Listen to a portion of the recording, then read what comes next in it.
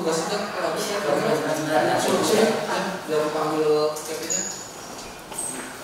Karena satu PP sudah sakit. Anda tidak. Siapa belum Anda? Sudah Pak. Udah kok.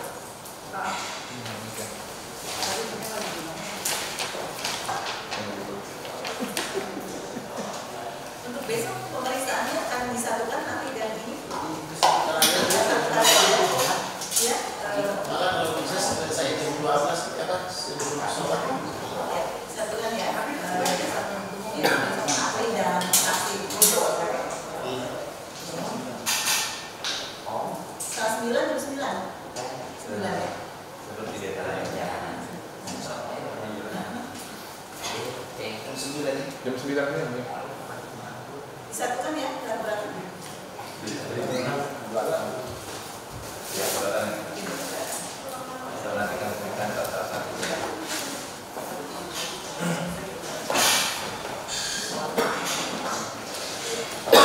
Mulai ya.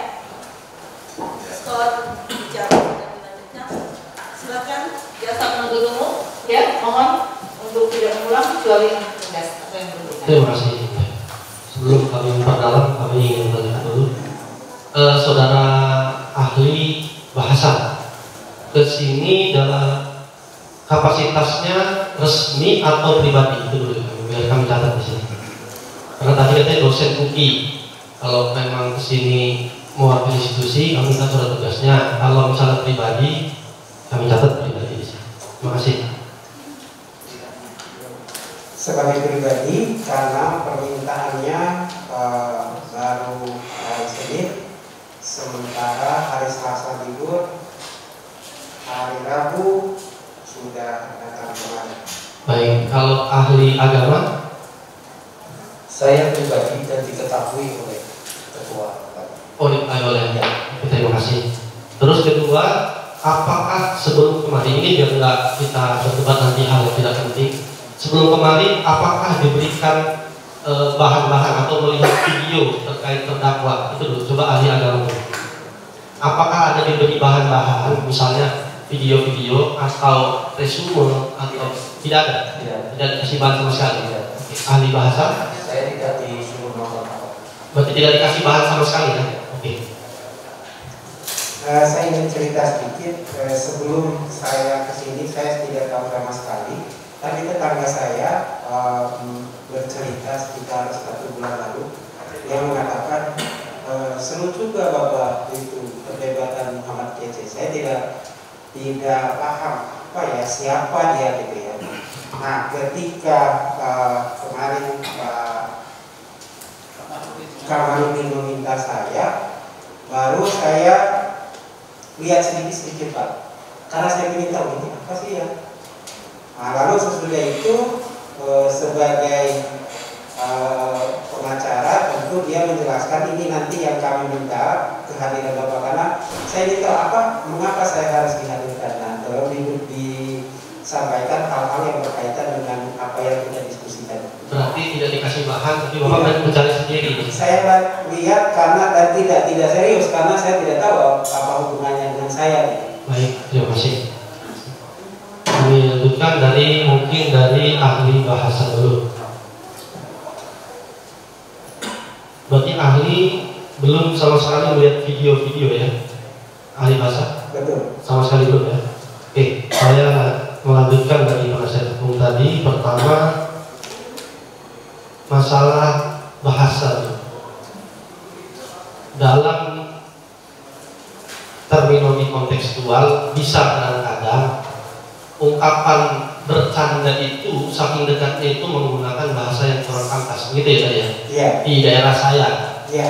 Oke, sekarang pertanyaan saya, bagaimana jika saya menggunakan itu bukan di daerah saya, tapi di daerah orang lain di muka umum untuk konteks bercanda tadi? Kira-kira menurut ahli bagaimana? Sebenarnya hal seperti itu sudah menjadi kebiasaan umum ya. Misalnya antar teman itu saling menyebut anjing, monyet atau apa, tapi tidak menimbulkan kemarahan. Siap. Ya, maksud tadi kan di daerah saya biasa itu dengan maaf kami ibunya tadi. Iya. Kalau di daerah ahli kan biasa. Tentu tidak bisa kalau saya Kalau di daerah lain, di budaya lain saya untuk menggunakan budaya lain tidak bisa. Ya. Nanti melihat konteksnya. Iya. Oke, terima kasih. Terus tadi ada keonaran ya berkembang di masyarakat kan itu tafsir itu dan mengalihbahasakan, tapi tidak boleh mengomentari, jadi itu namanya menafsirkan gitu ya.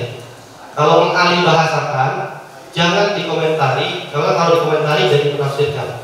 Oh bukan, gini maksudnya. Gimana? Jadi alih bahasa itu memindahkan dari satu bahasa ke dalam bahasa lain. Misalnya dari bahasa Inggris ke dalam bahasa Indonesia, atau dari bahasa Arab ke dalam bahasa Indonesia. Nah, saya ingin jelaskan di sini. Ada dua hal yang biasa dilakukan dalam alih bahasa itu. Yang pertama, alih bahasa yang ketat. Artinya itu harus persis sama dengan aslinya. Biasanya untuk kitab suci, terutama kitab suci agama Nasrani yang saya tahu, itu dilakukan dengan ketat dan oleh ahlinya, tidak bisa oleh sembarang orang. Sebentar, saya catat. Dilakukan oleh ahlinya dan tidak boleh oleh sembarang orang ya. Betul. Baik. Terus?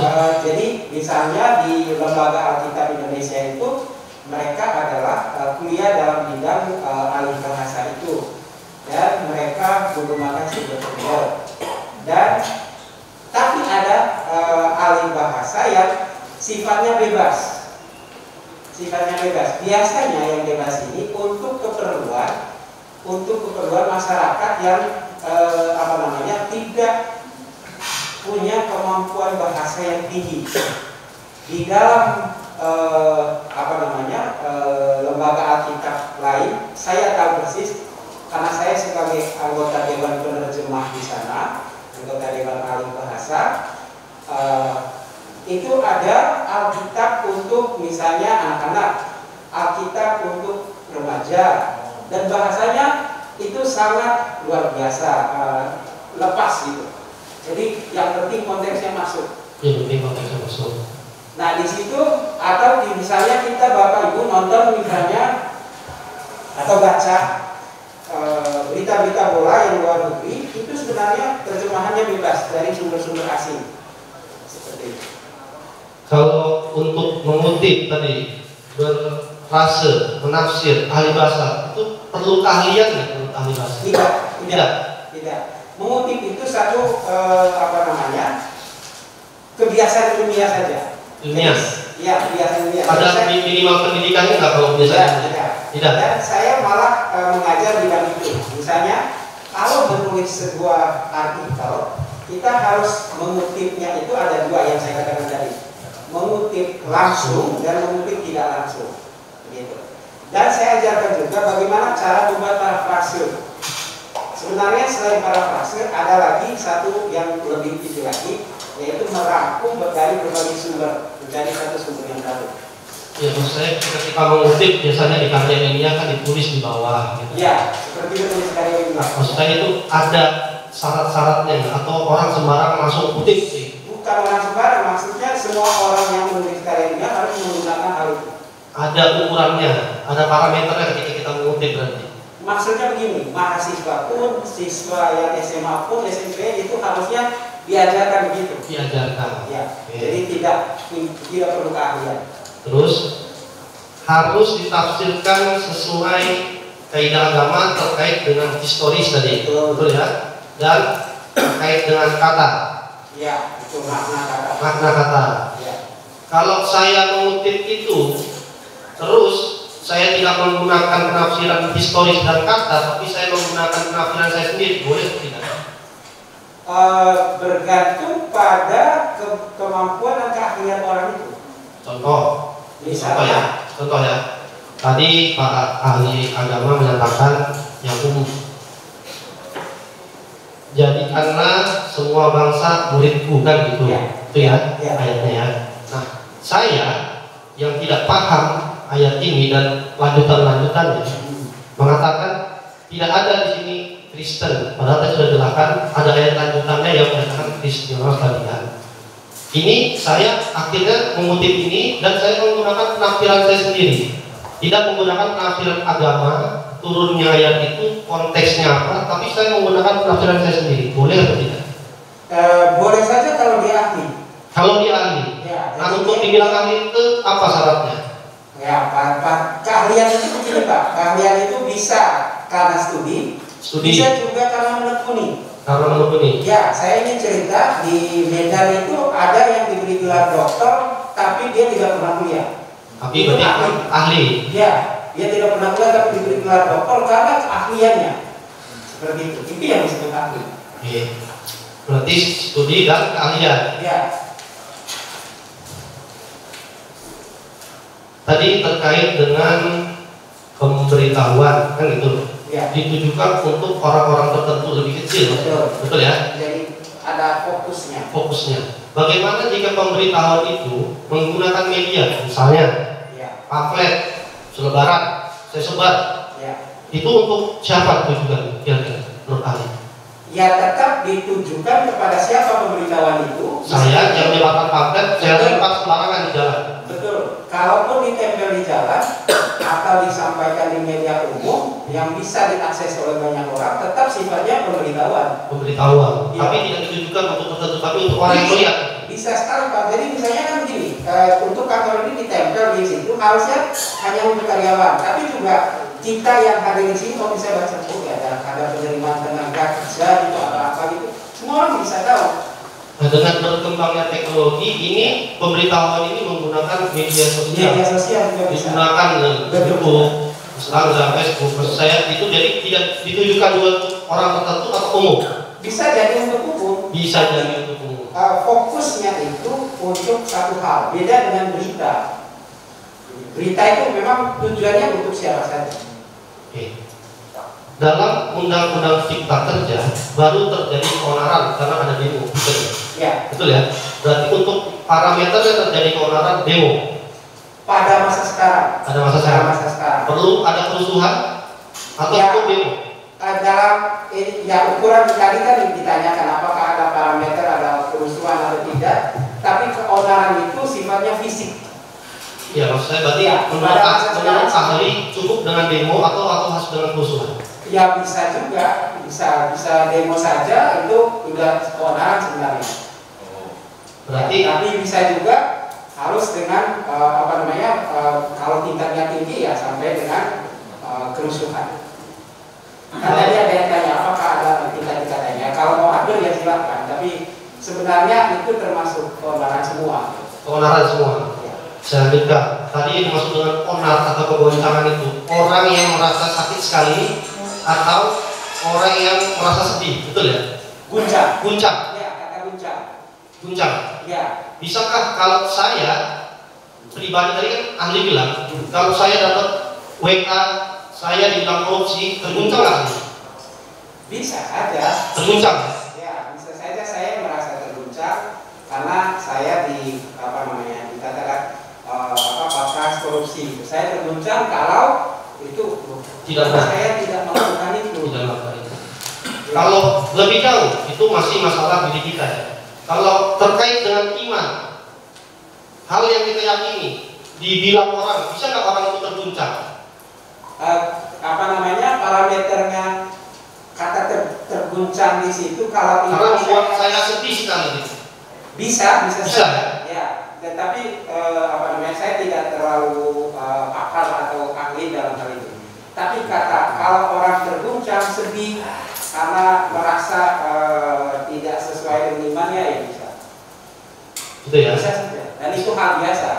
Oke, tadi ahli mencontohkan Ya. tidak suka belum tentu benci. Betul. Contohnya tahu tadi. Ya. Oke. Sekarang coba saya bikin kalimat ya. Saya pengusaha tempe. Tahu itu terbuat dari kotoran manusia. Menurut ahli itu orang itu tidak suka atau benci terhadap tahu. Kalau dia membuat kalimat seperti itu. Tahu itu terbuat dari kotoran manusia. Bukan benci, tetapi dia hanya memberitahukan itu tidak baik gitu. Tidak baik. Saya tambah lagi, pembuat tahu itu tidak pernah mandi, jorok bikinnya. Itu menurut ahli benci atau masih tidak suka sama tahu? Enggak begini, kategori benci itu dengan padanannya itu cinta. Padanan lawan katanya itu cinta. Sedangkan suka dan itu padanannya tidak suka. Ya, saya mau bertanya. Tapi untuk ditarik ke situ saya pikir tidak bisa. Kan ahli bahasa. Ya. Saya ingin mengatakan mana nanti kalimat saya mengatakan saya benci atau saya tidak suka. Kalau saya kalimatnya seperti itu. Nah, misalnya ininya jorok sekali. Bukan saya benci misalnya lebih ke arah perasaan ya,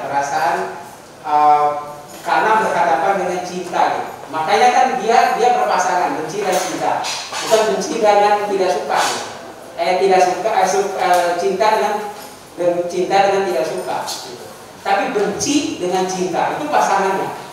Iya, yang mau saya tanyakan, ketika saya tidak suka tahu atau saya benci sama tahu, saya mengeluarkan kalimat seperti ini. Menurut ahli, saya ini kategori orang yang benci tahu atau tidak suka tahu. Pertama, saya bisa. Gimana? Dua-duanya bisa. Bisa dua-duanya. Suka atau dia bisa benci. Terus, terakhir, yuk jangan makan tahu, kita makan tempe aja. Saya mengajak orang karena saya sudah banyak mengeluarkan itu, saya tutup dengan kalimat penilaian. Jangan makan tahu, makan tempe aja. Karena saya pengusaha tempe, jadi saya bukan tidak suka, tapi saya ada maksud. Menurut ahli bagaimana? Kalau kata yang dirangkai secara berulang-ulang dan di akhirnya dikasih kesimpulan dengan penilaian yang negatif, mengevaluasi, bagaimana menurut ahli? Itu sudah, tapi itu masih opini ya. Jadi dalam arti dia berpendapat kalau begitu jangan makan tahu lah, cukup ada makan tempe saja gitu. Itu masih pendapat dia gitu.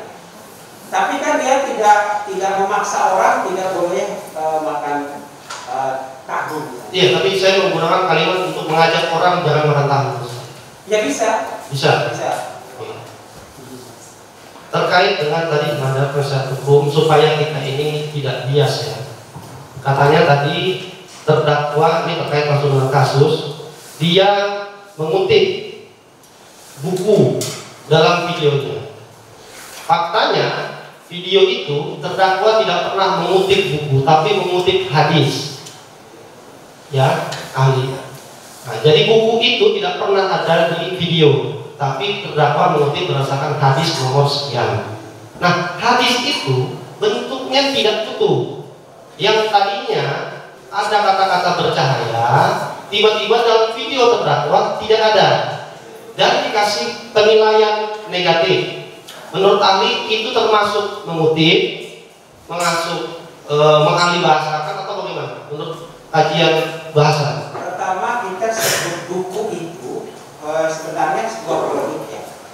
Sebenarnya Alkitab itu kita bisa sebut juga buku. Ya, itu buku. Tapi satu kisah para rasul itu juga buku. Makanya disebut Alkitab, kitab. Dan ada banyak kitab di dalamnya.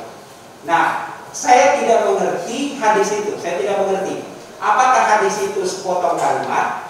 Sudah kita dengarkan di depan, hadis itu tidak sesuai dengan aslinya yang di video. Kalau tidak sesuai dengan aslinya, ini kita masuk ke kasus yang misalnya usaha untuk bisa karena dia tidak tahu, bisa juga karena kesengajaan. Jadi apakah sengaja tidak ambil seluruhnya atau tidak? Nah, dalam hal ini saya teringat kasusnya Ahok seperti itu. Jadi hanya yang menyebabkan itu jadi heboh karena seseorang itu mengaku. Untuk kasus Ahok, ahli menjadi ahli atau tidak? Saya diminta, tetapi teman-teman saya mengatakan jangan, biar kami saja. Maksud saya kalau ahli tidak jadi ahli, kita jangan komentari yang di luar maksud saya. Maksud saya begini, itu faktanya bahwa yang membuat kasus ini besar karena adanya penghapusan sebagian videonya itu, sehingga orang hanya paham sepotong. Berarti menurut ahli berbahaya atau tidak kalau kita mengedit, memanipulasi atau memotong ayat itu dulu? Dari kajian bahasa. Bisa saya, ya memang kalau tidak sesuai aslinya ya tidak boleh. Tidak boleh. Saya tambahin tadi ya. Kalau memberikan kesaksian boleh, kecuali dia menyampaikan di luar pengalamannya. Tadi gitu ya. Kalau dia menyampaikan di luar pengalamannya tidak boleh bohong kan? Ya, betul. Betul ya?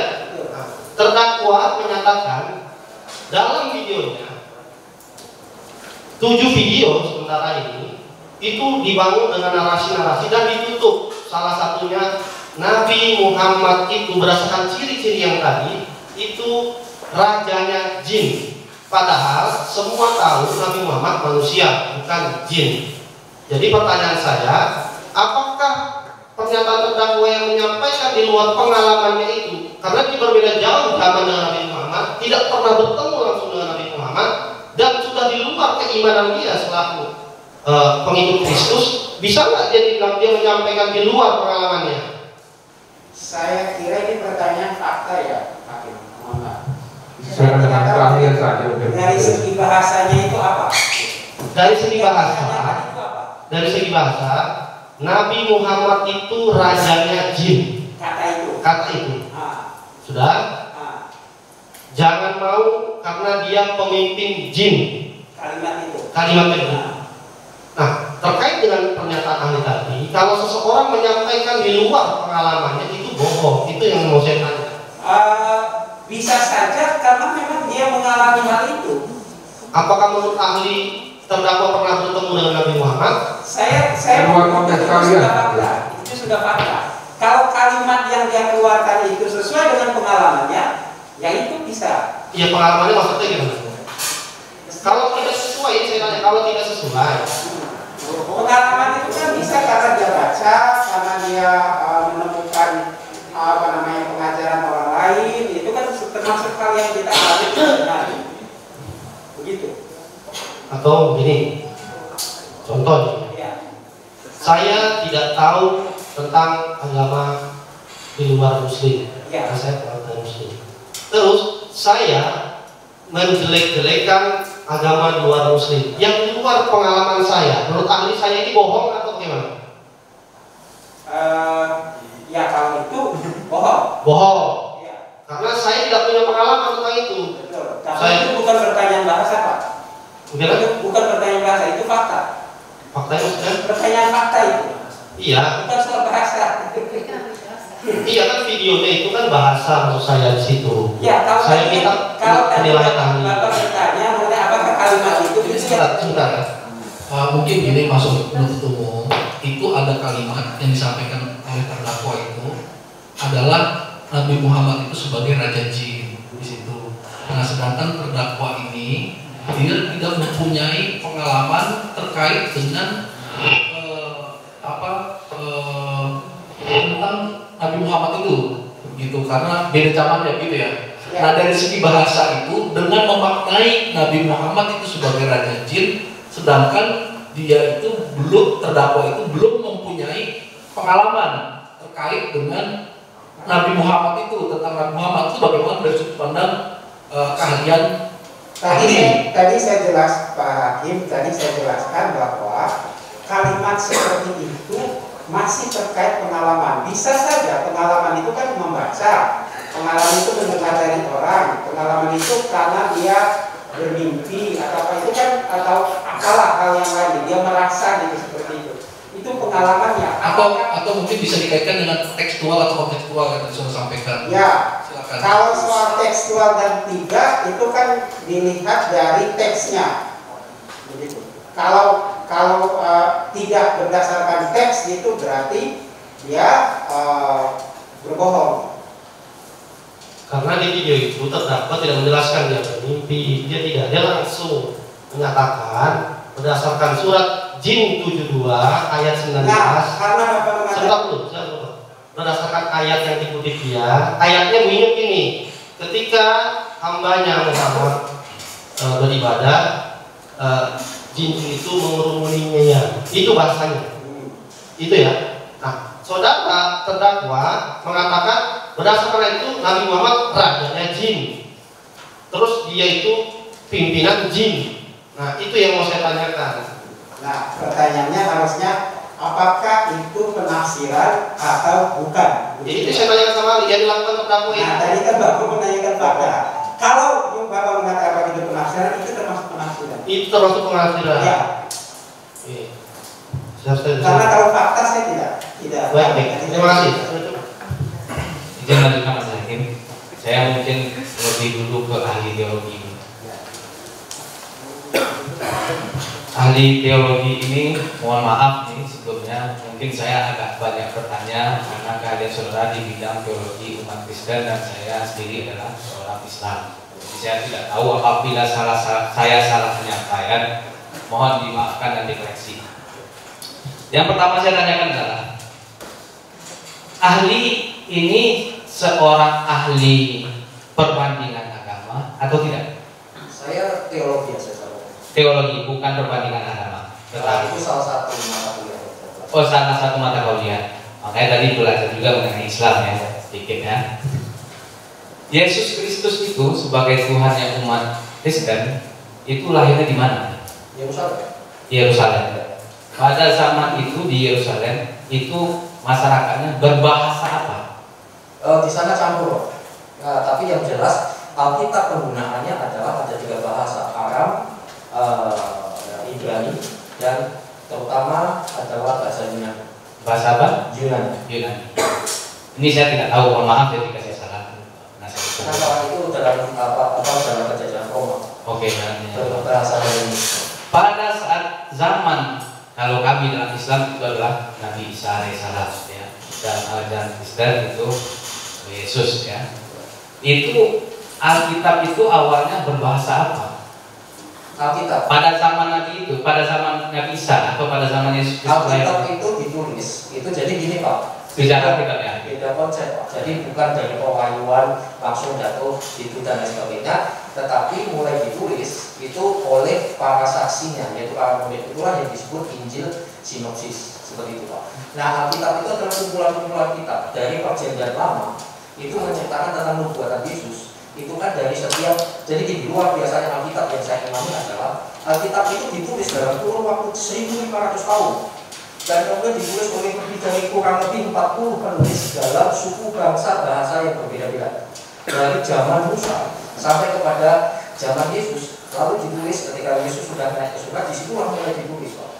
Seperti itu. Dan itu berdasarkan iluminasi atau istilahnya dalam 1 Timotius 3 ayat 16 ya, kalau saya tidak salah, intinya bahwa tulisan-tulisan yang diilhamkan oleh Roh Kudus bermanfaat untuk mengajar dan seterusnya. Jadi konsepnya adalah para hambanya itu berdasarkan suku bangsa bahasa dalam kurun waktu yang berbeda diberikan inspirasi dari Roh Kudus untuk menuliskan semua firman-firman Tuhan.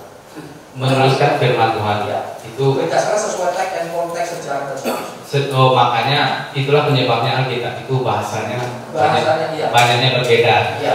Dan kemudian tetapi yang kami imani punya progresif longitudinal program yang sama, yaitu keselamatan di dalam Oke. Yesus. Apakah tadi kan ahli juga mengatakan ahli sempat mempelajari agama Islam berbanding agama. Apakah ahli tahu?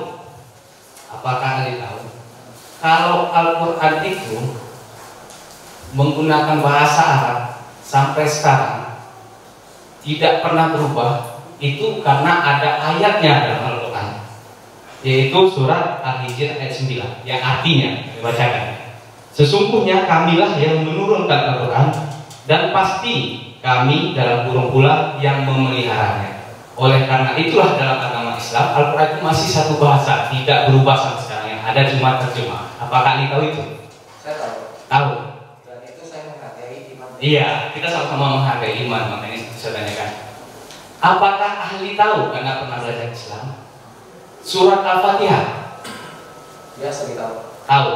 Apakah ahli tahu ayat 1 surat Al-Fatihah itu adalah Bismillahirrahmanirrahim? Tahu. Ayat 2-nya adalah Alhamdulillahirabbil alamin. Oleh karena itu, apakah kalian tahu? Karena itu bagi umat Islam adalah firman Tuhan, wahyu Allah, itu tidak boleh dirubah. Apakah kalian tahu? Saya tahu. Tahu. Oke. Boleh saya jawab? Boleh. Silakan siapa nanya? Itu iman untuk orang Islam tidak boleh dirubah. Tidak boleh dirubah. Boleh. Untuk iman Islam. Iya. Iya. Tetapi kalau saya seorang yang non-Islam, saya bukan iman Islam lagi. Saya menggunakan kata Bismillah. itu adalah dalam konteks bahasa Arab yang netral, dan itu bukan agama. Saya menggunakan bahasa karena apa? Saya Kristen, dan di Arab juga ada Kristen Arab yang sama Bismillah. Oke. Itu dari perspektif Ali, karena itu menggunakan bahasa Arab. Bukan intervensi terhadap keimanan. Bukan intervensi, tapi bagi umat Islam itu karena merubah ayat sucinya. Oke, Ali ya. Kemudian, yang itu respon masing-masing agama kan berbeda. Kita jangan sampai terjadi perpecahan di sini. Karena saya ingin menanyakan sesuai dengan keahlian ahli.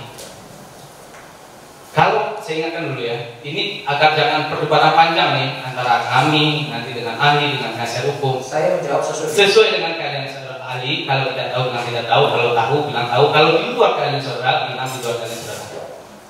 Kemudian yang ingin saya tanyakan, apa bedanya menurut ahli? Apa bedanya bahasa dan agama? Karena kalau di Islam, Al-Quran itu adalah kitab suci yang menggunakan memang karena turun dari Arab dan tidak boleh berubah menggunakan bahasa Arab. Nah, menurut ahli, ada nggak beda bahasa dan agama? Ada.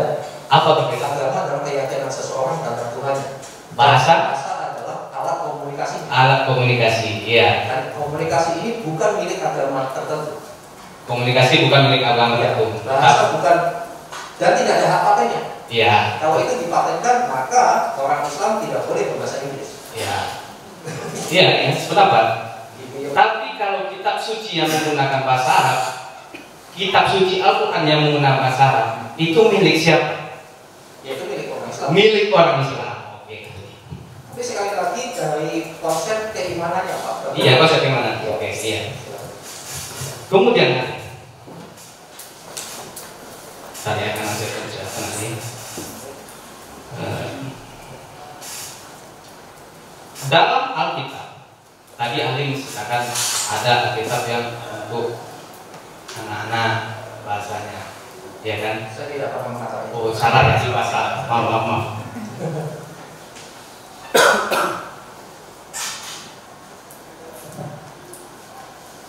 Tadi ahli mengatakan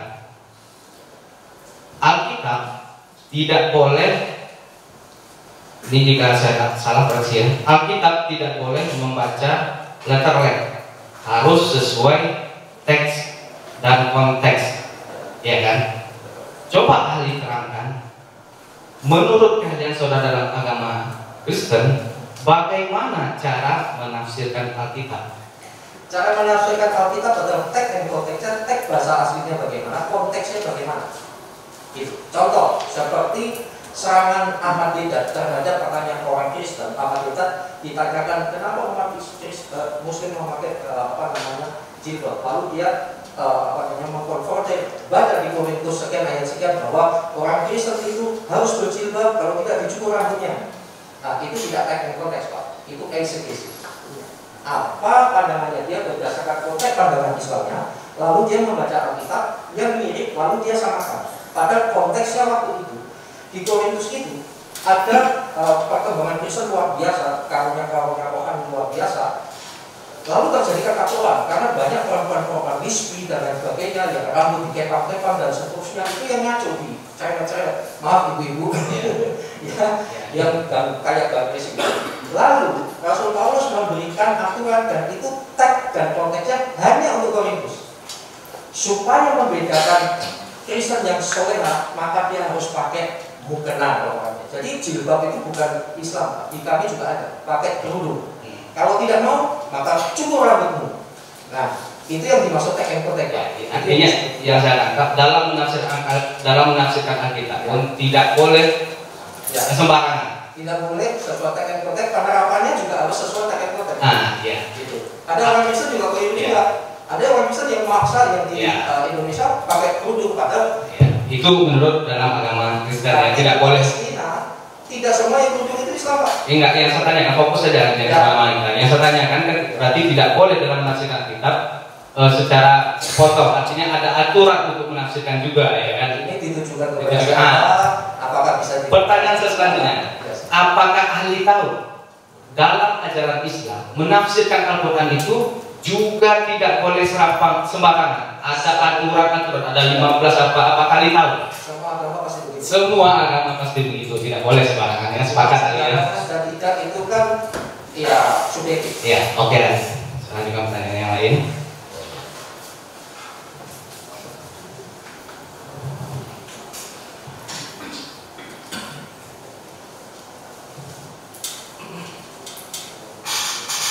Tadi juga ahli menerangkan masalah ini mohon izin ya. Menghina Roh Kudus sama dengan penghinaan dalam agama Kristen. Iya kan ahli mengerti. Tetapi ahli memaafkan karena menurut ajaran Kristen memaafkan itu lebih baik. Kewajiban. Yang ingin saya tanyakan karena ini agak meceng. Dalam kasus Yahya Waluni, tahu nggak ahli siapa yang melaporkan perkara tersebut? Orang Kristen nggak, saya tahu. Orang Kristen. Itu bagaimana menurut ahli? Karena dihubungkan dengan pembalasan. Jaksa penuntut umum sesuai ini aja. Oke. Ya. Itu bukan pembalasan tapi keadilan sosial. Oke. Keadilan sosial ya. Kalau begitu saya lanjutkan pertanyaannya. Bagaimana pandangan ahli terkait kerukunan umat beragama yang ada di Indonesia? Apa yang pandangan ahli dan pemahaman ahli bagaimana? Secara paradigma luar biasa hebat. Luar biasa hebat. Hanya rusak Indonesia itu Pancasila itu luar biasa. Hanya kita berhenti di pasal 1 terus. Ketuhanan yang Maha Esa. Bahkan siapa itu? Yang mau sampai supaya yang di luar Islam itu berarti tidak Esa dan lain sebagainya. Itu masalahnya cuma lebih pandangan yang terlalu. Akhirnya ada satu hal yang salah di Indonesia, Pak, bahwa satu itu sama dalam pematangan sama. Kesatuan Republik Indonesia satu itu tidak sama. Botol dan tutup itu harus beda. Tetapi karena fungsinya bisa saling terima, maka sebuah botol. Apakah ahli sependapat kita semua warga negara Indonesia harus saling menjaga kerukunan umat beragama? Harus, Pak. Harus ya sependapatnya. Ya. Oke. Kemudian saya hubungkan lagi dengan ya. Masalahnya kan hanya soal respon, Pak. Kedewasaan soal respon. Dan ada yang anti kritik. Masalah kan di situ. Dalil lawan dengan dalil dengan seperti itu. Masalah dalil dengan laporan kan banyak terjadi. Tapi sepakat harus menjaga kerukunan. Ya, sepakat. Sepakat. Hanya soal respon yang saya soal itu. Kemudian yang ingin saya tanyakan lagi, ahli juga mengatakan ada etika. Ada telepon aja yang ada saya ngajak komunikasi dengan suara saya. Dalam menyampaikan khutbah evangelis, pendeta itu harus ada etika. Bisa nggak ahli terangkan etika apa yang harus dimiliki dalam ajaran agama Kristen? Seperti firman Tuhan katakan dia di atas ya tidak, di atas tidak. Apakah dalam ajaran agama Kristen dalam menyampaikan khutbah itu boleh mengambil kitab suci orang lain kemudian itu dijelaskan? Dalam ilmu perbandingan agama ya sah-sah saja, dalam rangka bukan menghina. Ilmu perbandingan agama. Kalau bukan dalam ilmu perbandingan agama. Dalam bisa pulang. Kalau bukan dalam ilmu, kalau ilmu perbandingan agama artinya itu dalam universitas, dalam pendidikan, dalam konteks resmi. Itu adalah sesuatu untuk menambah ilmu kepada jemaat. Iya, itu. Ya. Tapi kalau di luar itu bagaimana? Di luar itu biasa tidak tahu. Tidak tahu. Ya. Tapi intinya dalam rangka mendidik jemaatnya, yaitu baik. Sebenarnya tujuannya seperti yang saya katakan. Untuk jemaatnya. Ya, orang Kristen itu harus belajar Islam untuk mengasihi mereka. Untuk mengasihi sesuai dengan Islam itu begini, surganya begini, di akhirat begini dan lain sebagainya. Sesuai dengan amanat agung tadi yang disampaikan. Iya. Lalu untuk mengasihi ternyata beda dengan kita. Dan itulah kita mengasihi. Beda bukan musuh. Beda bukan musuh. Ini bagus sekali ya. Tapi bagaimana kalau yang disampaikan itu tidak beretika, dalam arti etika ini menyinggung atau mengubah atau bagaimana? Tidak sesuai dengan bidang kompetensi kalian, bagaimana? Itu relatif sih Pak, saya responnya bagi mereka anjing, tetapi bagi orang lain itu beda. Tetapi sisi lain, wah nggak sopan sekali. Pertama kali saya di Sumatera, saya keluar. Jadi intinya, apakah memang dalam menyampaikan itu bebas atau memang harus menjunjung tinggi etika? Itu yang saya tanyakan. Etika ada. Etika harus ada. Responnya beda-beda. Etika harus ada. Respon masing-masing. Oke. Kemudian yang ingin saya tanyakan, ini mengenai apa tadi ditanyakan penasihat hukum sudah, cuma saya ingin menegaskan dan membandingkan dalam pengkhutbah dalam agama Kristen ada yang namanya donasi, kemudian persepuluhan, persembahan kasih, ya kan? Itu kan digunakan tadi ya, dibolehkan ya. Apakah ahli tahu di dalam Islam Ustadz menerima amplop itu dibolehkan? Saya pernah dengar tuh. Pernah dengar ya. Pernah dengar ya. Malah mengikuti televisi itu. Pernah dengar. Kemudian dihubungkan dengan perkara ini, terdakwa dalam video pernah mengatakan begini, rukun Islam, saya potong aja udah cepat. Sebelum lebaran itu kan upahnya ustadz, gajinya ustadz, biar pada kumpul beras kilo 2 kilo, kumpulin ada yang diganti dengan duit, kumpulin hehe, aduh politik itu untuk cari makan. Ustadz, hehe, haleluya, nyadar tak dibongkar sama Muhammad kece ya. Satu. Yang kedua, memang punya bisnis, setiap habis khotbah dapat angpau, makanya panggung itu dipertahankan mati-matian. Terus memberangkatkan haji, satu orang dapat komisi sekian juta. Lumayan yang berangkat haji di sana, cium-cium batu, putar-putar batu, lempar batu, balik ke Indonesia.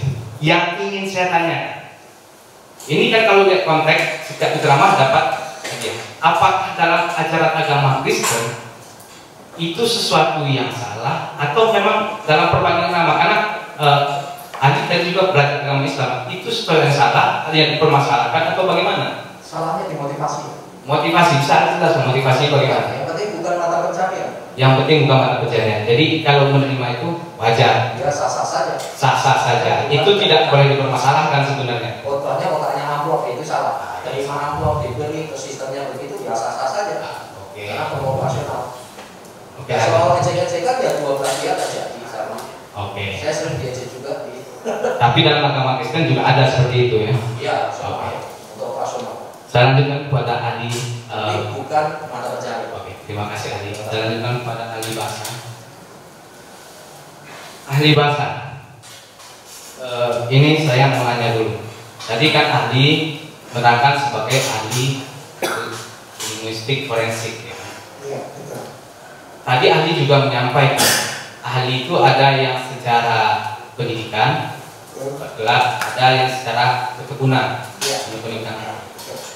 Ahli mengatakan sebagai ahli linguistik forensik itu berdasarkan apa?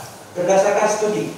Studi. Nah, saya ingin cerita. Nah, sedikit aja, jangan panjang nanti. Ya, Lama kita kalau panjang. Studi. Studi. Jadi disertasi, skripsi atau tesis atau apa yang ahli buat? Begini Pak, dosen itu tidak hanya berhenti dari skripsi, disertasi atau tesis, tidak. Dosen itu kewajibannya itu, kalau Bapak melihat kami punya kinerja itu minimal dalam 6 bulan itu 3 artikel minimal. Kalau mau jadi profesor itu juga harus 3 buku dalam 6 bulan. Jadi saya studi ini mengenai forensik ini itu sudah sejak tahun 98. 98. Ya, pengalaman saya sebagai ahli di DPR saya jadikan dasar untuk menjadi motivasi buat saya. Ternyata bidang ini menarik. Gitu. Berarti karena ahli membuat artikel tadi banyak artikel, jadi mulai menulis artikel itu setelah saya menyelesaikan atau sebelum menyelesaikan doktor, karena ada kewajiban harus menulis artikel, jadi saya harus menulis. Gitu. Nah, kemudian ketika sudah selesai doktor, saya lalu fokus ke bidang ini karena memang bidang ini baru. Dan saya termasuk salah satu pendiri asosiasi untuk bidang linguistik forensik. Baik. Ya. Jadi ahli memang cukup ahli ini. Betul. Kemudian yang ingin saya tanyakan, ahli juga tadi ditanyakan penasihat hukum menjadi ahli dalam perkara Ratna Sarumpait dan Habib Rizik Syihab. Itu yang memanggil adalah penasihat hukum, menjadi ahli adecat di sana ya. Ya. Ahli tahu putusan apa yang terbukti di pengadilan terhadap perkara 2 ini? Masalah. Saya tidak berbicara tentang. Iya, makanya saya potong. Kalau tidak tahu, bilang tidak tahu. Jangan berdebat kita di sini. Saya tahu, tapi hitungan bulannya tidak ada. Tidak mengerti saya. Tidak mengerti. Ada yang 1 tahun, ada yang Pasalnya? saya tidak tahu karena saya tidak tahu pasalnya. Dan itu bukan urusan kami sebagai Oke. Itu yang saya tanya. Oke, Ali. Kemudian yang ingin saya tanyakan lagi, dihubungkan dengan pasal 14 ayat 1 Undang-Undang 146. Bohong itu apa? Bohong itu mengatakan sesuatu yang tidak benar, tidak sesuai faktanya. Tidak sesuai faktanya. Ya. Sumbernya itu dari KBBI. Ali Iya, betul. Kalau lihat di dalam itu, di dalam kamus itu dulu. Itu bunyinya. Ya. Tapi pastinya kalimatnya saya tidak tahu masalah pasal. Tidak hafal. Oke. Kemudian ahli tadi mengatakan keonaran itu berkembang sesuai sama. Berkembang bukan berubah. Berkembang dan berubah itu berbeda. Iya, berkembang, maksudnya berkembang. Ya, Bapak katakan tadi berubah. Berkembang. Berkembang. Berkembang sesuai dengan sama. Ya. Ya kan? Dihubungkan dengan pernyataan jawaban ahli sebelumnya. Apa yang berubah mengenai keonaran ini? Kalau cuma ahli menerangkan keonaran itu cuma sebagai fisik, kegaduhan fisik. Karena zaman ini berkembang. Zaman dahulu belum ada media sosial, belum ada teknologi informasi yang secepat sekarang. Nah, di mana letak berkembangnya maksud arti kata keonaran di sini? Jangan sampai. Begini, kalau kita lihat pada tahun 46 itu tadi saya katakan sejarah kata keonaran itu masuk di dalam undang-undang itu tujuan utamanya adalah untuk pelaku kerusuhan fisik atau yang kita katakan keributan yang menyebabkan kerusakan atau dalam bentuk fisik, karena hampir tidak ada dalam media sosial. Nah, kalau sekarang kata keonaran itu diterapkan untuk kehebohan media sosial, tentu tidak tepat. Saya di dalam sidang Ratna Sarumpait saya katakan ini tidak tepat, karena kata keonaran itu harus ada fisik. Kalau dalam demonstrasi cipta kerja, demonstrasi di DPR yang akhirnya melibatkan polisi, tembak dan merusak, membakar dan segala macam, itu bisa diterapkan keonaran. Artinya kalau begitu tidak berkembang keonaran dari tahun. Berkembangnya gimana? Berkembang dari penafsirannya makin menyempit. Oh, berkembang masuk ahli makin menyempit ya? Iya. Bukan makin meluas, tapi malah makin menyempit. Berkembang itu. Oh, itu berkembangnya. Iya. Jadi konotasi berkembangnya makin menyempit gitu ya? Iya. Bukan makin meluas ya? Iya, dia tidak boleh diterapkan untuk kehebohan di media sosial. Oke, berarti bukan berkembang, menyempit ya ahli ya? Makin menyempit. Kalau berkembang setahu kami mungkin ahli bisa menerangkan berkembang itu dari 1 menjadi 2, menjadi 3, makin meluas dia berkembang. Ya, saya menggunakan konsep linguistik. Oh, konsep linguistik. Ya, kalau berubah itu berarti dia dari A menjadi B. Kalau ini kan dia tetap A, tapi dia masih makna A-nya berkurang. Ya, itu kan sesuai dengan keahlian saudara ya. Kemudian yang ingin saya tanyakan lagi.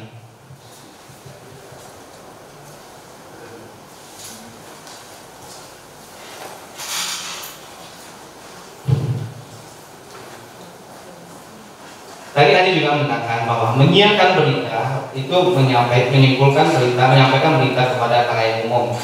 Ya. Pemberitahuan fokus kepada orang tertentu atau kelompok tertentu. Nah, yang ingin saya tanyakan, apakah media sosial YouTube ini termasuk ke dalam menyiarkan berita atau pemberitahuan?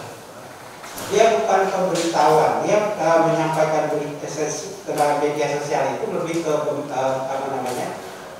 berita secara umum gitu ya.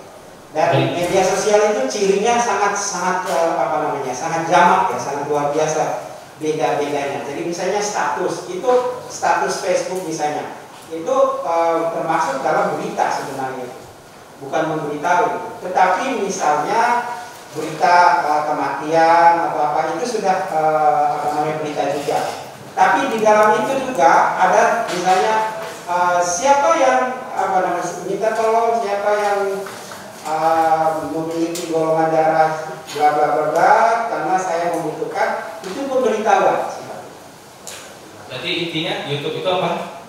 Beritahuan? YouTube itu bisa pemberitahuan, bisa juga berita. Oh, bisa, tergantung. Ya, betul. Tergantung apa isi apa yang disampaikan. Iya. Kemudian saya ingin tanyakan ahli. Ini mungkin sudah ditanyakan tadi, cuman saya ingin menegaskan sedikit. Penafsiran dan terjemahan. Terjemahan mengartikan, mengalihbahasakan. Penafsiran secara linguistik forensik, apa yang dimaksud penafsiran? Apakah ada metodologi untuk menafsirkan? Oh jelas. Saya ilmu penafsiran apa namanya? Hermeneutika, ya hermeneutika. Jadi penafsiran itu tadi yang saya jelaskan. Ketika kita misalnya ya, saya sekarang ke pasal misalnya. Pasal ini yang saya sedang hadapi dengan teman-teman saya misalnya tanpa hak. Ketika kita bunyinya seperti ini tanpa hak maksudnya apa? Itu harus ditafsirkan supaya ada kepastian hukum. Penafsirannya itu biasanya apakah ditambah pasalnya atau ditambah lagi di penjelasan seperti itu. Nah, penafsiran itu ketika pengacara mengatakan, "Nah, kamu ini begini tanpa hak." Nah, saya punya hak dong. Perdebatan kami itu misalnya begini. Ketika polisi atau jaksa menyebarkan sebuah berita, apakah dia kena pasal ini atau tidak? Mengatakan ya nggak boleh lah, dia kan tugas dia untuk menyampaikan ke atasannya misalnya. Itu kan tugasnya dia. Berarti tanpa hak dia punya hak dong di situ. Nah di situ berarti kita pertahankan kata tanpa hak, tetapi harus dengan penjelasan. Artinya seseorang itu harus memiliki ilmu untuk bisa menafsirkan, pengetahuan. Ilmu ya jelas itu. Jelas ya, harus memiliki kemampuan untuk menafsirkan sesuatu. Maksudnya begini Pak, ilmu itu tidak harus studi, itu yang saya tegaskan, tidak harus studi. Orang dengan membaca, dengan apa juga itu sudah memiliki ilmu. Jadi jangan disempitkan bahwa penafsiran itu harus orang yang ahli tafsir. Kalau untuk seperti pasal undang-undang misalnya, memang biasanya kami yang diminta, makanya ahli bahasa diperlukan di pengadilan. Karena ahli memiliki ilmu, bisa menafsirkan itu. Gak mungkin orang jualan di pasar didatangkan sebagai ahli kan itu untuk menafsirkan, bisa ya kan? Sependapat kan harus punya ilmu untuk menafsirkan sesuatu. Tapi ilmu dalam konteks dia punya pengetahuan. Iya, termasuk ke dalam konteks agama. Ingin saya tanyakan, untuk menafsirkan suatu agama, apakah itu bisa sembarangan orang atau memang harus punya kemampuan dia dalam agama tersebut baru dia bisa menafsirkan? Nah, harus punya kemampuan. Harus punya kemampuan dalam menafsirkan agamanya. Oke. Kemudian lagi, ingin saya tanyakan.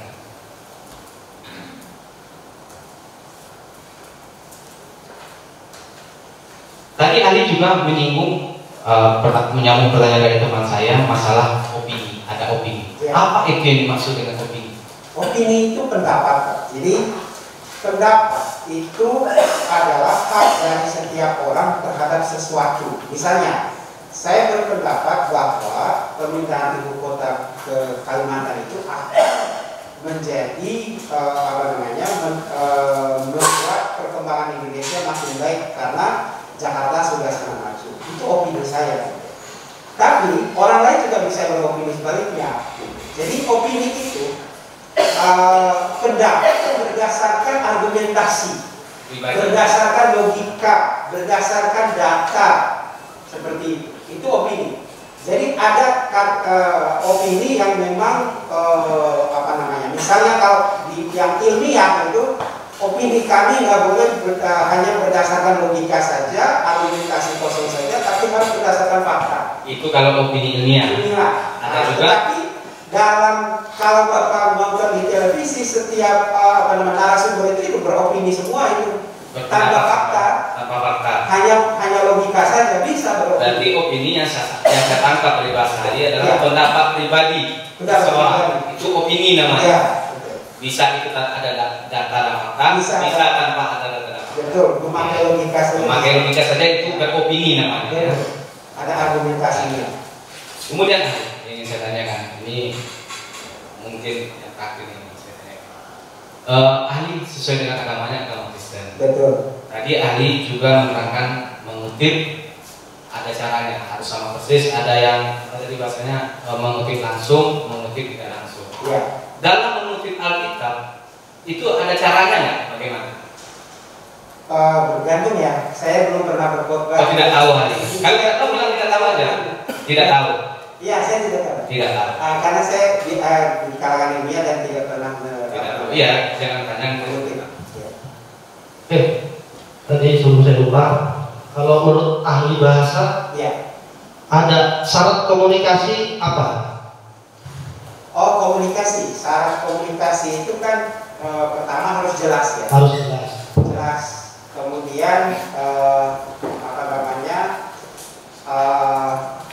disampaikan secara jujur. Disampaikan secara jujur. Ya. Berarti 2, 3. Ya, dengan bahasa yang apa namanya jelas juga, lugas. Kalau ada yang berpendapat 1, kualitas, jangan pernah mengatakan sesuatu yang tidak pernah kita ketahui. Bagaimana pendapatnya? Bisa diulang? Syarat komunikasi itu ada 3. 1, jangan pernah mengatakan sesuatu yang tidak kita ketahui secara kualitas. Bagaimana? Jangan pernah mengatakan sesuatu yang tidak kita ketahui. Tidak pernah kita ketahui. Ada benarnya, tetapi kalau kita mengikuti itu secara satunya ada poin 2-nya, ya, biar jangan terpotong. Secara kualitas, jangan berbicara berlebihan. Oke. 3, prinsipnya sampaikan dengan cara-cara yang sopan. Ya. Apakah sependapat atau dengan sependapat? Sependapat. Oke, kalau sependapat saya tidak lanjuti. Saya ke ahli agama, Bapak. Tadi kan Bapak sudah mengutip banyak ayat-ayat dalam Injil ya Pak. Saya catat sini. Pertama, Yohanes ayat 1, firman itu adalah Allah, betul ya Pak? Oke. Terus itu dijelaskan di ayat 14, dan firman itu menjadi manusia. Oke, itu 1 ya Pak.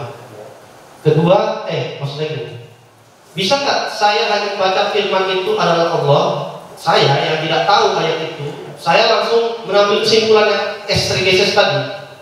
Apa tadi Pak? Exegesis. Yang berdasarkan pemahaman saya memperkosa, memporak-porandakan tadi, bahwa firman itu adalah Allah. Saya bilang, cara saya awal, tidak ada Yesus di sini, tidak ada ayatnya. Boleh nggak saya? Padahal ada ayat lain yang menjelaskan. Saya bisa memaklumi karena ketidaktahuan.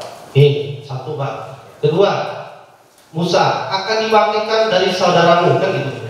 Bahasanya siapa Pak namanya Pak? Yang katanya akan dibangkitkan dari saudaramu. Bahasa aslinya siapa? Nabinya siapa? Ya, nabinya kita. Ya, namanya siapa Pak? Yang akan dibangkitkan dari saudaramu itu tadi menubuatkan. Semua orang Kristen tidak terlalu nubuatan tentang Yesus. Yesus. Di kata-kata itu spesifik ya Yesus maksudnya? Tidak. Siapa kata-kata yang spesifik itu Pak? Spesifik di ayat itu bunyinya apakah Yesus atau yang lain? Secara letterlet tidak. Secara letterlet siapa Pak? Tidak. Secara letterlet siapa Pak maksudnya? Letterlet yaitu adalah seseorang, namanya nubuatan Pak. Ya. Jadi nubuatan adalah sesuatu bahwa next time akan ada nabi yang ciri-ciri khasnya seperti dia. Berarti secara letterlet tidak ada. Tapi ayat yang lain mengatakan seorang anak dari darah dan sebagainya. Jadi tidak bisa satu ayat. Berarti dibutuhkan ayat yang lain Ya. untuk memahami ayat yang ini. Ya. Dan itu ada alat selanjutnya. Oke, terima kasih. Nomor 3 Pak. Akulah guru dan Tuhan. Ya. Betul ya Pak? Betul. Saya yang tidak memahami ini menyatakan tidak Tuhan. Bapak tadi sudah menjelaskan ya. Kenapa itu disebut Tuhan? Tuhan dari segala Tuhan, maksudnya Tuhan gitu ya. Saya nggak memahami ini, memotong ayat ini di sini. Terus saya membangun narasi yang mengatakan salah ini Injil ini. Saya tidak tahu Pak. Menurut Bapak, apakah perlu juga ayat yang lain untuk menafsirkan ayat ini? Kalau yang itu jadi ini Pak, yang itu pun tidak perlu ayat yang lain. Tidak perlu yang ini.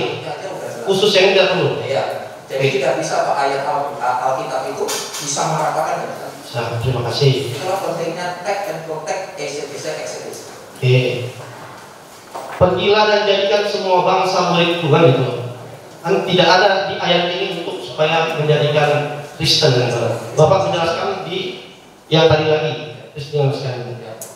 Saya juga bilang tidak ada ini ayatnya yang seperti ini. Terus saya membuat narasi dan menceritakan ke semua orang dengan berkali-kali dan kesengajaan. Menurut Bapak bagaimana? Penafsiran itu sah-sah saja.